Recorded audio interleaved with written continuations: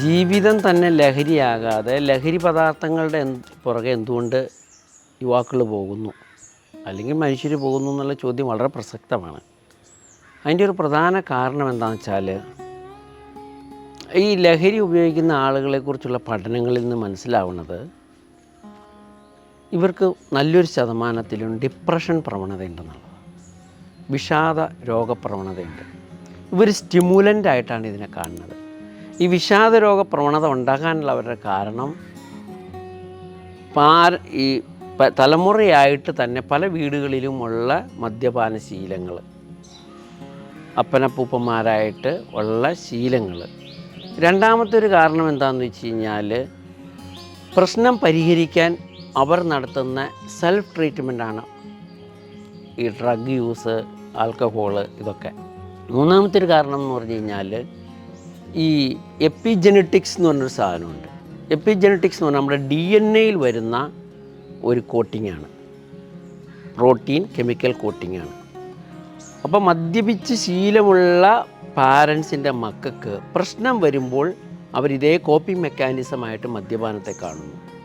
കലഹിക്കുന്ന വീട്ടിലെ പാരൻസിൻ്റെ മക്കൾക്ക് കോപ്പിംഗ് മെക്കാനിസമായിട്ട് അവർ കലഹത്തെ കാണുന്നു. ഒളിച്ചോടുന്ന അല്ലെങ്കിൽ വിഡ്രോ ചെയ്യുന്ന, തന്നിലേക്ക് തന്നെ ചുരുങ്ങുന്ന ആളുകൾ അങ്ങനെ പോകുന്നു. ഇതെല്ലാം ഒരു കോപ്പിംഗ് മെക്കാനിസമായിട്ട് ഇവർ ഫോളോ ചെയ്യുന്നതുകൊണ്ടാണ് ഇതിങ്ങനെ വരുന്നത്. ജീവിതം ആസ്വദിക്കണമെങ്കിൽ അവർ റിലാക്സ്ഡ് ആയിരിക്കണം. റിലാക്സ്ഡ് ആവണമെങ്കിൽ പ്രശ്നത്തെ പരിഹരിക്കാനുള്ള സ്കിൽസ്, സെൽഫ് ഹെൽപ്പ് സ്കിൽസ് അവർക്കുണ്ടാകണം. ഇതിനൊരു വലിയ പ്രശ്നമുള്ളത് എന്താണെന്ന് വെച്ച് കഴിഞ്ഞാൽ ഇവരുടെ ഇൻ്റലിജൻസിന് ഇതിന് നല്ല ബന്ധമുണ്ട്. ഈ സ്കിൽസ് അക്യൂർ ചെയ്യാൻ ഇവരുടെ ക്ഷമ കാണിക്കാതിരിക്കുക.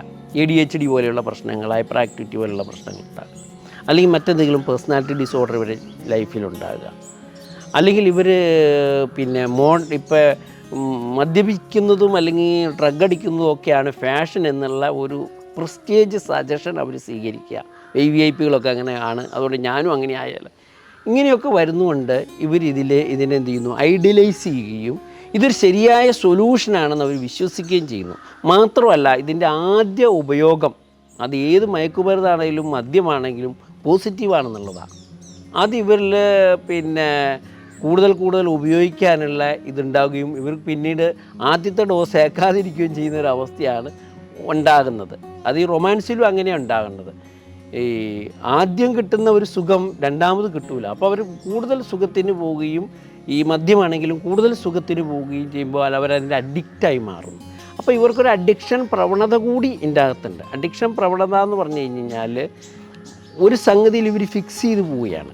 ചായ അഡിക്റ്റായ ആളുകൾ എടുക്കുക, സിഗരറ്റ് അഡിക്റ്റായ ആളുകൾ എടുക്കുക. അവരതിൻ്റെ ഒരു പരിഹാരമാർഗം അവർ അന്വേഷിക്കുന്നില്ല. ഞാനിങ്ങനെ അഡിക്റ്റാണ്, ഇത് ചെയ്യുമ്പോൾ എനിക്ക് സുഖമുണ്ട്. ഷോർട്ട് കട്ട് മെത്തേഡാണ് അവർ സ്വീകരിക്കുന്നത്. അതുകൊണ്ടാണ് ഈ ലഹരിയിലേക്ക് പോകുന്നത്.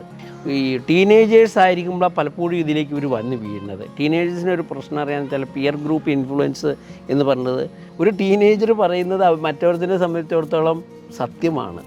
ഇപ്പോൾ പകലാന്ന് പറഞ്ഞാൽ ഇപ്പോൾ പകലപ്പോൾ രാത്രിയാന്ന് രാത്രിയാണ്.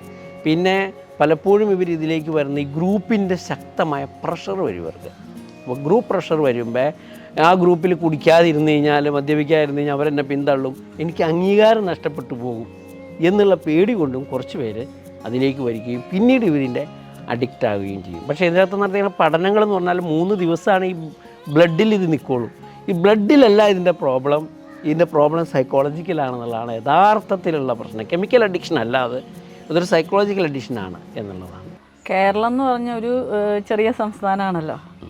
അപ്പം നമുക്കിങ്ങനെ പ്ലേ ഗ്രൗണ്ട്സ് കുറവാണ്, അതുപോലെ പാർക്കൊക്കെ വളരെ കുറവാണ് അല്ലേ. അപ്പം പണ്ടെന്നൊക്കെ പറഞ്ഞാൽ കുട്ടികൾ കളിക്കുന്നതൊക്കെ നമ്മൾ കാണുമായിരുന്നു അല്ലേ. ഇന്നിപ്പോൾ നമ്മൾ ഫിസിക്കൽ ആക്ടിവിറ്റീസ് വളരെ കുറവാണ് കാണുന്നത്. പിന്നെ കൂടുതൽ പഠനത്തിനാണ് നമ്മൾ ഇമ്പോർട്ടൻസ് ഒക്കെ കൊടുക്കുന്നത്. അങ്ങനെ ഒരു ചേഞ്ച് ഞാൻ കാണുന്നുണ്ട്. അപ്പോൾ അതുകൊണ്ട് തന്നെ ഫിസിക്കൽ ആക്ടിവിറ്റീസ് കുറയുന്നത്.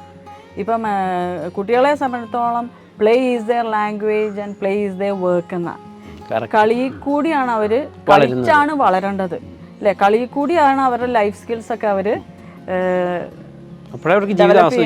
കറക്റ്റ് ശരിയല്ലേ.